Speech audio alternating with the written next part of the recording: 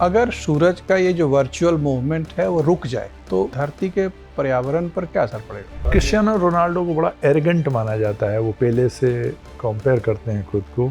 आपको लगता है कि वो पेले से बड़े प्लेयर हैं? बिहार सरकार ने नास्कॉम के साथ एक एमओयू साइन किया है। क्या आप बता सकते हैं ये एमओयू किस विषय से संबंधित होगा?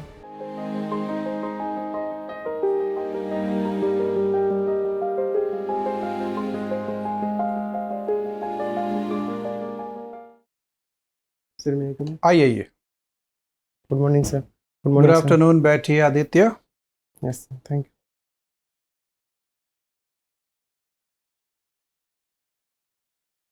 कंफर्टेबल फील कर रहे हैं? Yes sir. ठीक है, अपना परिचय दीजिए। सर मेरा नाम आदित्य कुमार झा है। मैं मधुबनी जिले का निवासी हूँ। मैंने अपना मैट्रिकुलेशन केंद्रीय विद्यालय न्यू बोंगईगांव असम से किया है और फिर उसके बाद मैंने graduation Bakhtiyarpur college of engineering Patna से किया 2020 में। सर फिलहाल मैं 2020 के बाद से यूपीएससी और सिविल स्टेट पीसीएस की तैयारी कर रहा हूँ। अच्छा, आपने लिखा है कि 12th आपने पश्चिम बंगाल से किया। Yes sir. किस शहर से? सर फालाकट्टा छोटा टाउन है एक अलीपुरद्वार डिस्ट्रिक्ट में, वहाँ से मैंने किया हुआ। अच्छा, अलीपुरद्वार तो जो चिकन नेक है वहाँ पर? Yes sir, north Bengal. ठीक है, तो बोंगाई गांव क्यों गए, फिर वहाँ से अलीद्वार क्यों आए? सर एक्चुअली मेरे पापा इंडियन रेलवेज में हैं। ठीक है, तो एनएफ रेलवे उनका नॉर्थ ईस्ट फ्रंटियर उनका वो जोन है। तो ट्रांसफ़र कटिहार के पूर्व दिशा में हमेशा होते रहे हैं। तो पहले अलीपुरद्वार में फिर न्यू बोंगाईगांव में, ऐसे करके शिफ्ट, तो उसके बाद दोबारा अलीपुरद्वार में। अच्छा, तो यहाँ जहाँ जब ट्रांसफर हुआ वहाँ सर। आपने पढ़ाई की। Yes sir. मैकेनिकल इंजीनियरिंग 2020 में करा, उसी साल यस 2020 में। यस सर, कंप्लीट हो गया। कोरोना आ गया। Yes sir. तो ऑफर मिला कि नहीं कैंपस प्लेसमेंट में? सर कैंपस प्लेसमेंट में एक्चुअली मैंने परस्यू ही नहीं किया। मैंने मतलब कोई 2-3 कंपनी आई थी, लेकिन मैंने उसमें ज्वाइन ही नहीं किया था सर। अच्छा, क्यों ज्वाइन नहीं किया, क्या सोच थी आपकी? सर एक्चुअली फाइनल ईयर तक आते आते मतलब वो मूड चेंज हो गया। तो मेरा सिविल सर्विसेज के प्रति जब मैंने सुना तो मुझे लगा मेरे में वो स्किल है, मेरे में वो पोटेंशियल है कि मैं इस डायरेक्शन में मुझे जाना चाहिए। तो फिर चलिए। लास्ट ईयर तक मैं सिविल सर्विसेज में जाने का मन बना चुका तो था। मैकेनिकल इंजीनियरिंग भी छोड़ दिया, इसका मतलब उस विषय में भी आत्मविश्वास की कमी थी? ये सर रिलेटिवली बोल सकते हैं, सिविल सर्विसेज के प्रति ज़्यादा मेरा रुझान था। भूगोल ले लिया। Yes sir. ठीक है, ये बताएं कि भूगोल में जो हम ट्रॉपिक ऑफ कैंसर पर अध्ययन करते हैं और ट्रॉपिक ऑफ कैप्रिकॉर्न पे करते हैं, यस सर। उसका समर सॉल्स्टिस और विंटर सॉल्स्टिस से क्या संबंध है?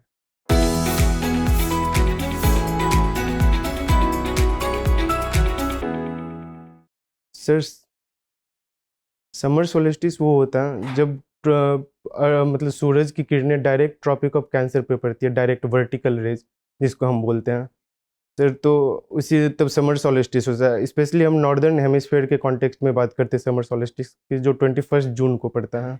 और विंटर सोलिस्टिस सिमिलरली सर जनवरी में 21 जनवरी के आसपास पड़ता है। ये अगर मैं सही हूँ तो 21 जनवरी के आसपास पड़ता है, जो थोड़ी सी गलती कर रहे हैं, ठीक है, शायद 3 जनवरी के आसपास सर, अगर मैं कोई बात नहीं, आगे बढ़ाइए आगे तो बढ़ते हैं। सर ये विंटर सोलिस्टिस वो होता है जब सूरज की किरणें vertical rays direct tropic of Capricorn पे पड़ती हैं। ठीक है, और इस बीच में क्या होता है? समर सॉल्स्टिस डे और विंटर सॉल्स्टिस डे तो आपने बता दिया। Yes sir. विंटर्स डे और summer solstice day yes sir. के बीच में क्या स्थिति रहती है? सूरज कहाँ होता है? सर फ्लक्चुएट करती है। सूरज ट्रॉपिक ऑफ कैंसर से ट्रॉपिक ऑफ कैप्रिकॉर्न के बीच मूव करती है। जो विंटर सोलिस्टिस से 21 जून से लेकर जनवरी में मूव करती है, तो ट्रॉपिक ऑफ कैंसर से ट्रॉपिक ऑफ कैप्रिकॉर्न की तरफ मूव करती है। और फिर उसके बाद सर सिमिलरली विंटर सोलिस्टिस से समर सोलिस्टिस में हम जाते हैं तो ट्रॉपिक ऑफ कैप्रिकॉर्न से ट्रॉपिक ऑफ कैंसर की तरफ मूव करती है। अगर सूरज का ये जो वर्चुअल मूवमेंट है वो रुक जाए यस सर। तो धरती के पर्यावरण पर क्या असर पड़ेगा? सर देखा जाए तो जो हम सीजन्स एंजॉय करते हैं, अलग अलग टाइप के सीजन, तो उस पर इम्पैक्ट पड़ेगा सर। हो सकता है सदर्न हेमिस्फीयर में एक टाइप का सीजन हो जाए, नॉर्दर्न हेमिस्फीयर में एक अलग टाइप का सीजन हो जाए। और ये पूरे साल एक जैसा बना रहेगा? सर सब्जेक्ट टू रिलेटिव मतलब एटमॉस्फेरिक कंडीशंस ऐसा होगा सर, होना चाहिए ऐसा है। अच्छा, ठीक है, तो बिहार में कौन सा क्लाइमेटिक जोन है? सर बिहार अगर हम लैटिट्यूडनल कॉन्टेक्स्ट में देखें तो सब ट्रॉपिकल क्लाइमेट में उसको मतलब डाला जाता है। ठीक है, अगर हम थोड़ा और स्पेसिफिक हुए तो कोपेंस क्लाइमेटिक क्लासिफिकेशन है तो CWA और CWG में उनको वो डाला जाता है। CWA का फुल फॉर्म क्या है? सर CWA मतलब होता है कि winter dry, and sir C मतलब होता है कि एट आइसोथर्म्स 18 डिग्री से कम, डिग्री सेल्सियस 18 डिग्री सेल्सियस से कम होती है उसमें, और मतलब एवरेज एनुअल टेम्परेचर, तो ये होता है सर। तो बिहार का एवरेज एनुअल टेम्परेचर 18 डिग्री से कम है? तो उसी के आसपास है, एग्जैक्ट तो नहीं बता सकते 18 डिग्री, क्योंकि कोपेंस क्लासिफिकेशन में थोड़ी बहुत कमियां हैं सर। एग्जैक्टली 18 डिग्री सेल्सियस तो पूरी तरह से एवरेज 18 डिग्री का मतलब कभी कभी 18 से काफी ऊपर भी होगा, कभी यस 18 सर, से काफी मतलब नीचे भी होगा। 20-21 के आसपास तो है सर बिहार में, क्योंकि विंटर्स में 10 डिग्री आसपास पहुंच जाता है बिहार में भी, क्योंकि सर और कॉन्टिनेंटलिटी का भी फैक्टर है बिहार में, तो इसी कारण से सर। ठीक है, ये बताएं कि कितने जिले ऐसे हैं बिहार के जो गंगा नदी के उत्तर में स्थित हैं? सर एग्जैक्टली तो सर मतलब मिथिला रीजन में एक्चुअली 10-12 डिस्ट्रिक्ट हैं जो, और भोजपुर रीजन 2 रीजन है जो गंगा के उत्तर में पाए जाते हैं। भोजपुर के जिले उत्तर में हैं? उत्तर और दक्षिण दोनों में सर। भोजपुर, ये भोजपुर सर रीजन, भोजपुरी बोलने वाले अच्छा, भोजपुरी भाषी यस जिले। यस सर, हाँ, तो भोजपुरी भाषी जिले हैं ऊपर में। Yes sir. तो कुल मिलाकर देखा जाए तो 15 से 20 जिले होने चाहिए सर। एग्जैक्टली सर काउंट करना पड़ेगा डिस्ट्रिक्ट के हिसाब से। नेपाल से जो लगने वाले जिले हैं वहाँ के स्थानीय जो जलवायु है उसका असर हिमालय से भी पड़ता होगा? Yes sir. क्या असर पड़ता होगा? मान लीजिए सब ट्रॉपिकल क्लाइमेटिक जोन में हिमालय का स्थानीय प्रभाव किस प्रकार से उसको प्रभावित करता है? सर बहुत तरह से इसको देखा जा सकता है। जैसे एक हम ओरोग्राफिक रेनफॉल की बात करते हैं तो वो हिमालय के प्रेजेंस से वहाँ पे बिहार के तराई रीजन में काफ़ी रेनफॉल होती है, किशनगंज में और वेस्ट चंपारण में। सो दूसरा सॉइल फैक्टर पे देखा जाए तो पीडमोंट सॉइल नाम का एक सॉइल का कैरेक्टर टाइप होता है, तो वेस्ट चंपारण में वो पाया जाता है, जो हिमालयन स्लोप्स के मतलब नीचे पाया जाता है, तो फुट हिल्स ऑफ हिमालय जिसको हम बोलते हैं। तो तीसरा सर कोल्ड साइबेरियन विंड्स जो आती है सर, वो बिहार में एंट्री नहीं होती, हिमालय उसको रोक देती है एक तरह से, वरना वो कोल्ड वेव के अंदर बिहार और ज़्यादा इंटेंसिफाई हो सकता था कोल्ड वेव बिहार में, ऐसे देखा जाए तो सर। चलिए ठीक है सर। तो आदित्य, आप असम, बंगाल और बिहार 3 जगह रहे हैं। Yes sir. कोई 3 चीज़ जो आपको असम और बंगाल में आपने लर्न किया, सोसाइटी, कल्चर, ज्योग्राफी को देखे, यस सर। जिसे आप प्रशासन में बिहार में इंट्रोड्यूस करना चाहेंगे? Yes sir. तो पहले मैं असम की बात करना चाहता हूँ। कहीं भी, दोनों स्टेट। सर असम की बात करें तो मैंने फील किया वहाँ पे वुमेन एम्पावरमेंट थोड़ा सा ज़्यादा है बिहार के कंपैरिजन में। असम में ज़्यादा है कि बंगाल में ज़्यादा है? सर असम में तो मतलब बिहार के कॉन्टेक्स्ट में रिलेटिवली दोनों में ज़्यादा है, लेकिन मुझे बंगाल का एग्जैक्ट डेटा याद नहीं है, लेकिन असम के कॉन्टेक्स्ट में ऑब्जर्वेशन बेस्ड बताइए, डेटा की जरूरत नहीं है। इकोनॉमिकली भी वुमेन ज़्यादा एम्पावर्ड है वेस्ट बंगाल और असम में।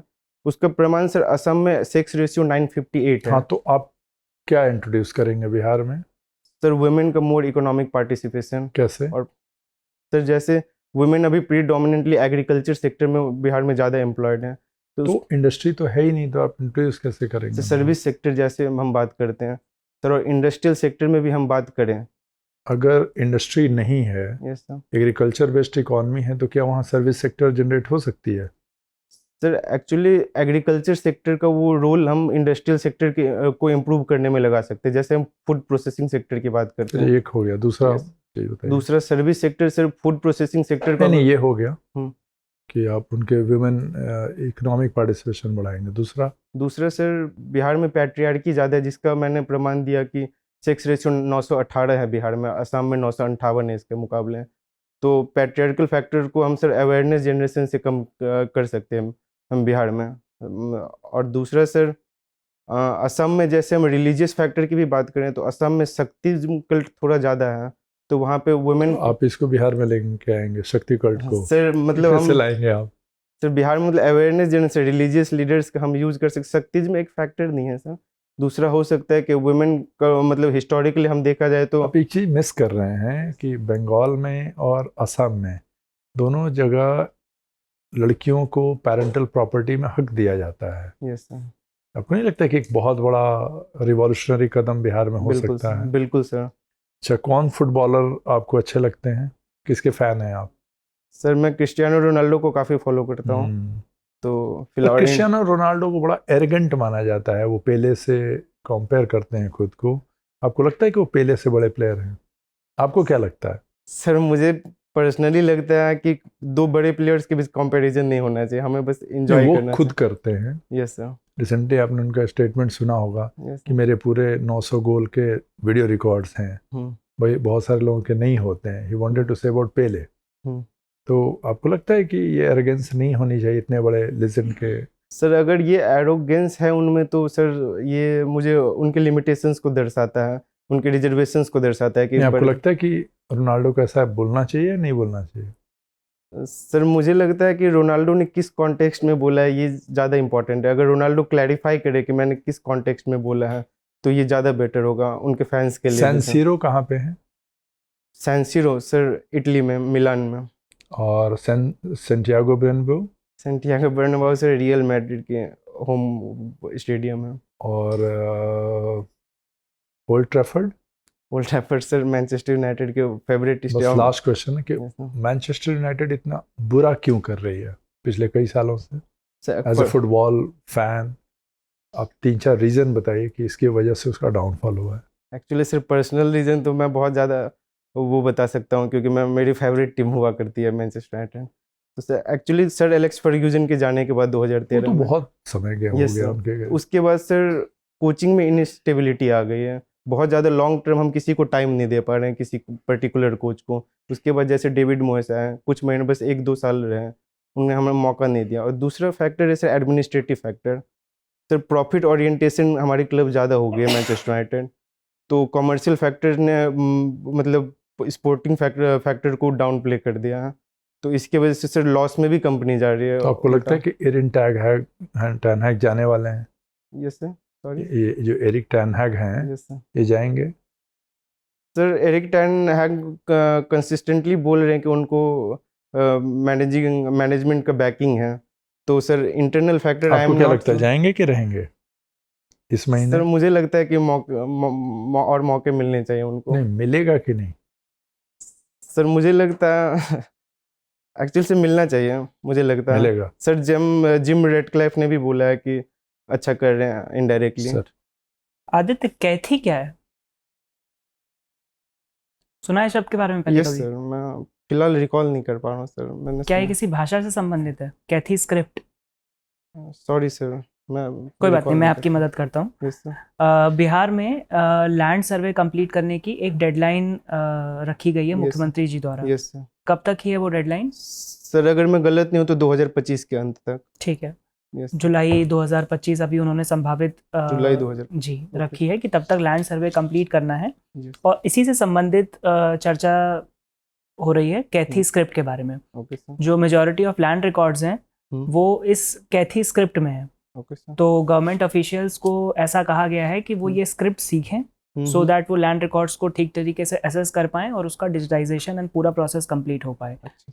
सवाल मेरा ये है कि जब आज की डेट में हमारे पास सारी एडवांस्ड टेक्नोलॉजी अवेलेबल है, Yes, मेजरमेंट के तरीके अवेलेबल हैं, सैटेलाइट डेटा अवेलेबल है, yes, तो आज भी सरकार का ये कदम कि ऑफिशियल्स हज़ारों साल पुरानी एक स्क्रिप्ट को सीखें और उन रिकॉर्ड्स के बेसिस पे लैंड सर्वे कंप्लीट करें, आपको नहीं लगता ये बहुत रेट्रोग्रेड स्टेप है और कहीं ना कहीं टेक्नोलॉजी के एडेप्टेशन एंड प्रमोशन को हिंडर करता है?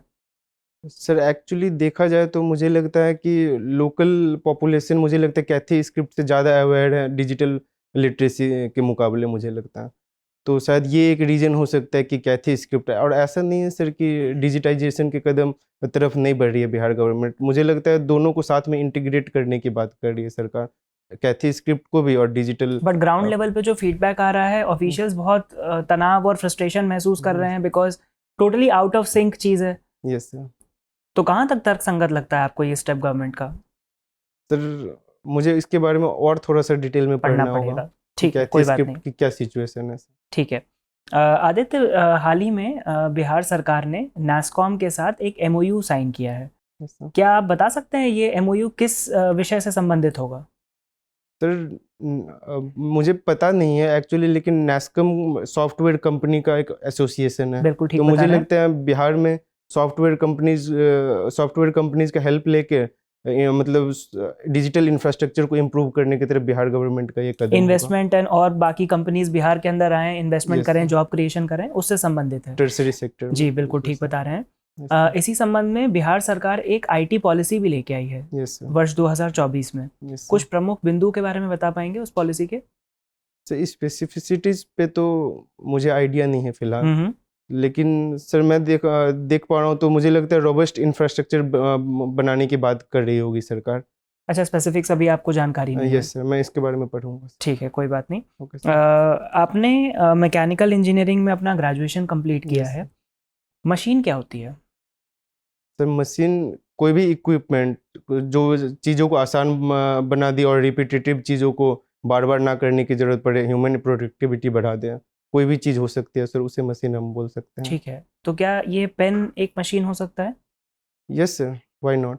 मान सकते हैं पेन को भी मशीन? Yes sir. ठीक है, एक और कॉन्सेप्ट होता है जिसे हम कहते हैं परपेचुअल मोशन मशीन। सुना है इसके बारे में? सुना तो नहीं है सर, लेकिन नाम से वो मैं अंदाजा अनुमान लगाना सकता हूँ। चाहेंगे, बताइए। तो जैसा मैंने कहा, रिपीटेटिव टास्क को करने के लिए कॉन्स्टेंटली परपेचुइटी तक, तो शायद उससे रिलेटेड कुछ हो सकता है। बेसिकली एक हाइपोथेटिकल कॉन्सेप्ट है जिसमें बिना कांस्टेंट सप्लाई ऑफ एनर्जी के एक बार अगर आपने मशीन स्टार्ट कर दी ओके सर। तो वो perpetuity। सिंस इटर्निटी वो चलती रहेगी मशीन। क्या वैज्ञानिक तौर पर ऐसा संभव है, ऐसी मशीन बना पाना? सर मुझे इस बारे में आइडिया नहीं है फिलहाल। ठीक सर। आदित्य का क्या मतलब होता है? सर आदित्य बेसिकली पर्यायवाची शब्द है सर, सूरज भगवान का। और सूरज की ऊर्जा का स्रोत क्या है? Sir actually nuclear fusion reaction होता है सूरज के अंदर, उसके वजह से सर वो हीट एनर्जी जो जनरेट होती है वो न्यूक्लियर फ्यूजन होती है। सब जगह फ्यूजन ही होता है कि कहीं फ्यूजन भी होता है? फिजन भी होता है सर, जैसे हम न्यूक्लियर बॉम्ब बनाने की जो बात करते हैं उसमें न्यूक्लियर फिजन नहीं टेक्नोलॉजी। सूरज के ऊपर। सर मुझे आइडिया नहीं है फिलहाल। ओके। सोलर फ्लेयर क्या होता है? सर सोलर फ्लेयर जो सन के अंदर जो प्रोसेस होती है, केमिकल एनर्जी जो होता है, वो जब अगर सन से बाहर मतलब सोलर सिस्टम के में अगर एंट्री कर जाए, जैसे विंड्स के फॉर्म में जनरली होते हैं, सोलर फ्लेयर एक विंड्स के टाइप के होती है जो काफ़ी गर्म होती हैं, तो सर वही होता है सोलर फ्लेयर। विंड सिस्टम एक विंड होता है जो काफ़ी गर्म होती है, जो सूरज से निकलती हैं। उसका पृथ्वी के वायुमंडल पर क्या असर पड़ता है? सर शॉर्ट टर्म में देखा जाए तो अर्थ गर्म हो सकती है, और सर देखा जाए तो इकोनॉमी के कॉन्टेक्स्ट में भी देखा जाए तो सर इंफ्रास्ट्रक्चर, ग्रिड इंफ्रास्ट्रक्चर जिसको हम बोलते हैं, पावर इंफ्रास्ट्रक्चर, वो डिसरप्ट हो सकता है। और सर मैग्नेटिक फील्ड जो होती है अर्थ की, उस पर भी इम्पैक्ट पड़ सकता है सर सोलर फ्लेयर का। क्या इसका स्टडी हुआ है सिस्टमेटिक? क्या इसकी फ्रिक्वेंसी होती है कोई फिक्स्ड? यस सर होती है, क्योंकि ये साइंटिफिक फेनोमेना है, विंड सिस्टम है, तो ज़रूर होती है, लेकिन सिर्फ एग्जैक्टली मुझे नहीं पता फिलहाल। ओके, कोई बात नहीं। बिहार की किसी ऐसी महिला का नाम आप बता पाएंगे जो भारत की प्रथम उप वित्त मंत्री बनी? उप वित्त मंत्री? Deputy finance minister of India. Sorry sir, मैं रिकॉल नहीं कर पा रहा हूँ। अच्छा, ऐसी कोई महिला जिसने पूरे विश्व में भारत का नाम रोशन किया? बिहार से? बिहार से। सर दुलारी देवी का नाम हम ले सकते हैं, मधुबनी पेंटिंग के लिए काफ़ी फेमस है, वो 2020 में पद्मश्री अवार्ड भी मिला है। उनके काम के बदौलत सर हम ये बोल सकते हैं कि जापान गवर्नमेंट ने मिथिला पेंटिंग में, मधुबनी पेंटिंग में इन्वेस्टमेंट किया है। तो जापान में एक तोकामाची शहर है, ठीक वहाँ है, पे एक म्यूजियम। दुलारी देवी की। और Yes. कोई महिला? तो मीरा कुमार का हम नाम ले सकते हैं, श्रीमती मीरा कुमार का, जो लोकसभा के स्पीकर रही हैं, बिहार से उनका ताल्लुक रहा है, तो ठीक सर वो बोल सकते हैं हम मीरा। ठीक है। 4 बड़े उद्योगपतियों का नाम बताइए जो बिहार से जुड़े हुए हैं या बिहार के माने जाते हैं। सर एक आप 5-6 भी बता सकते हैं, लेकिन कम से कम 4 बताएं। SIS सिक्योरिटी नाम की एक कंपनी है, RK सिन्हा उनके डायरेक्टर हैं। ठीक है, एक। दूसरा सर वेदांता के फाउंडर हैं अनिल अग्रवाल, ठीक है, 2। तो उनका मैं नाम ले सकता हूँ। तीसरा सर सुलभ इंटरनेशनल में बिंदेश्वर पाठक ने काफ़ी अच्छा काम किया है। ठीक है, तो 3। सर मैं ठीक है, 3 हो गया। फिलहाल मैं 3 बिजनेसमैन का सर कोई नाम बात नहीं। रिकॉल। ठीक है आदित्य, आपका इंटरव्यू हो गया, आप जा सकते हैं। Thank you sir.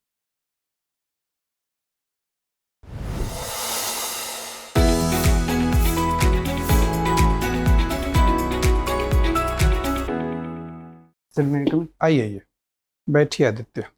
Thank you. कौन सा अटेम्प्ट है बीपीएससी में? तीसरा। Yes sir. पहले 2 अटेम्प्ट में क्या क्या हुआ? सर प्रीलिम्स क्लियर नहीं हुआ। पहली बार प्रीलिम्स क्लियर हुआ है अभी, यस सर, और प्रीलिम्स के बाद मेंस क्लियर हो गया। Yes sir. ठीक है, इसका मतलब फैक्चुअल नॉलेज आपका एक लिमिटेशन है, एनालिटिकल नॉलेज आपका ठीक है, ऐसा हम सामान्य निष्कर्ष निकाल सकते हैं। Okay sir. यहाँ भी परफॉर्मेंस आपका ठीक है, विभिन्न प्रश्नों का आपने अच्छा तार्किक विश्लेषण भी किया है और फैक्चुअली भी कई जगहों पर आप तैयार दिखे, जो कि बहुत सारे आपके प्रतिस्पर्धी लोग तैयार नहीं थे।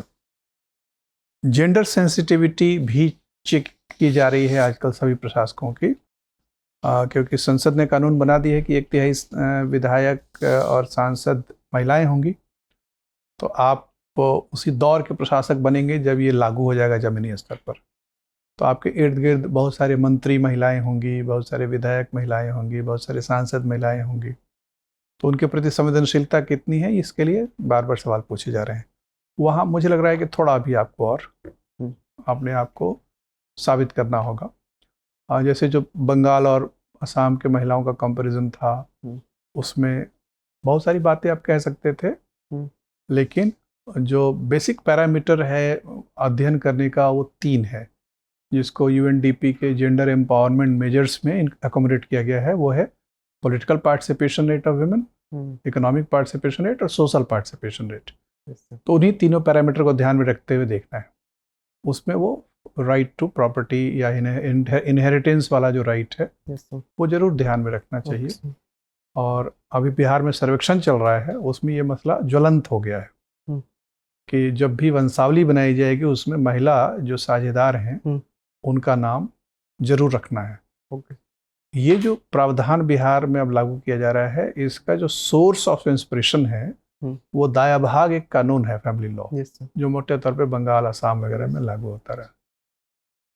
दूसरा जो स्कूल है वो है मिताक्षरा, वो पुरुष प्रधान है, तो उसको थोड़ा सा डाउन प्ले किया जा रहा है। दाया भाग वाले प्रिंसिपल को तवज्जो दी जा रही है, थोड़ा लिबरल है। हाँ, क्योंकि वो ह्यूमन इक्वालिटी रिलेटिवली मिताक्षर के, हाँ रिलेटिवली है, परफेक्टली इक्वल तो नहीं लेकिन रिलेटिवली है। Yes sir. तो आप इसको उस कंटेक्स्ट में देख सकते हैं। Okay sir. क्योंकि वो अभी जिंदा व्यवस्था है। लेकिन बाकी सब उत्तर आपने बड़े अच्छे दिए हैं, आपकी एंट्री ठीक है। ड्रेस सेंस में है कि जो बटन है आपका टाई के ऊपर वाला, यस सर, वो खुला पड़ा है, जो इनफॉर्मल एक देता है सूचक, एक्चुअली तो उसको बंद रखिएगा। ओके। बाकी ड्रेस सब अच्छा है, बैठने की भंगिमा अच्छी है, फेशियल एक्सप्रेशन ठीक है, लेकिन थोड़ा और प्लेजेंट स्माइलिंग फेशियल एक्सप्रेशन रखेंगे तो और बेहतर हो जाएगा। Okay sir. एनालिसिस मैंने पहले ही बताया, आपकी एनालिसिस बहुत अच्छी है, रिसेप्शन क्वेश्चन का अच्छा है, फ्लो ऑफ कम्युनिकेशन भी अच्छा है, पोलाइट हैं आप, सौम्य हैं, मृदुल हैं, वो सब अच्छी चीज़ें हैं। मुझे लगता है कि बस आपको इन्हीं दिनों पे थोड़ा सा बिहार के बारे में भी जानकारी आपने ठीक ही बताई है, लेकिन पढ़ते रहिए, वक्त जितना है आपने मौसम वगैरह की व्याख्या बहुत अच्छी की है। भूगोल कई लोग कहते हैं कि हमने भी मल्टीपल चॉइस के लिहाज से पढ़ा है, आपने थोड़ा गहराई से पढ़ा है। यूपीएससी भी दे रहे हैं? यस सर, मेंस दिया है मैंने। ज्योग्राफी वहाँ ऑप्शनल भी है? Yes sir. ओके, तो आपने गंभीरता से पढ़ा है, तो मुझे लगता है कि बिहार में दिक्कत ज़्यादा आपको नहीं आएगी। Yes sir. फैक्चुअल वाली तैयारी और कर लीजिए थोड़ा। ओके सर, ठीक है।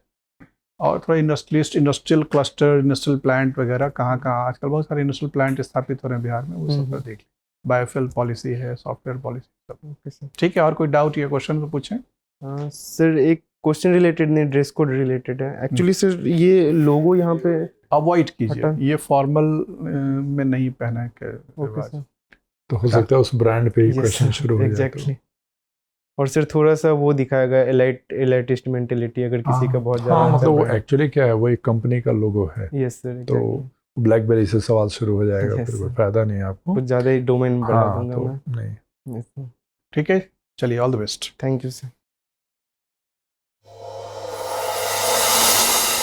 डियर व्यूअर्स, अपने एग्जाम की तैयारी को और बेहतर करने के लिए हमारे चैनल को लाइक, शेयर और सब्सक्राइब करना न भूलें।